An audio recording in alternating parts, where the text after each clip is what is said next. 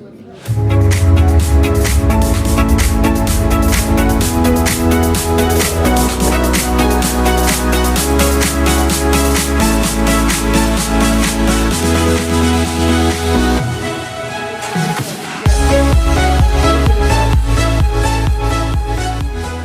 programme Émergence s'adresse en priorité aux compagnies d'assurance comme aux intermédiaires pour créer un cadre propice à la collaboration pour développer des cas d'usage technologique concrets qui adressent des pain points qui ont été identifiés tout au long de la période de préparation qu'on appelle le roadshow en amont du lancement du programme Émergence.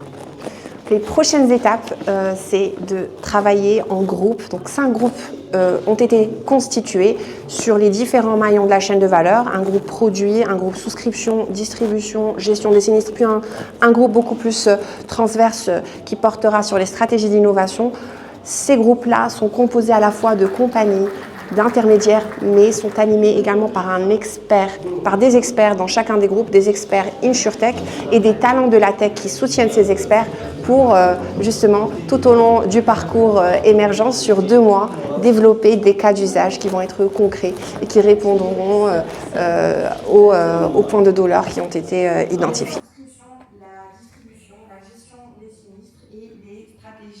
Je suis très fier d'avoir été invité aujourd'hui à Casablanca pour parler d'innovation dans l'assurance au Maroc.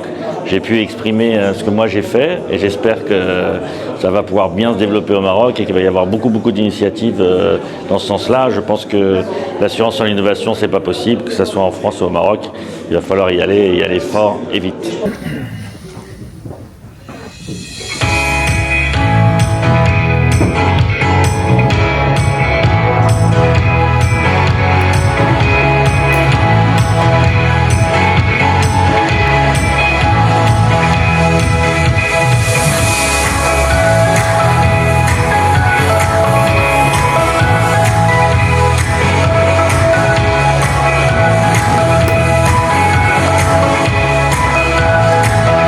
Je suis cofondateur d'Astoria VC.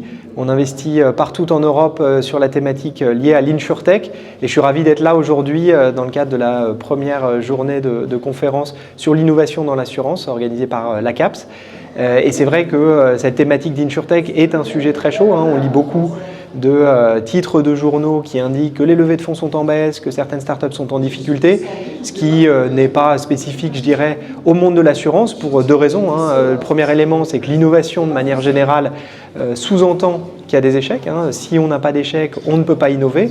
Donc, de manière générale, l'univers startup, de temps en temps, est confronté à des échecs aussi.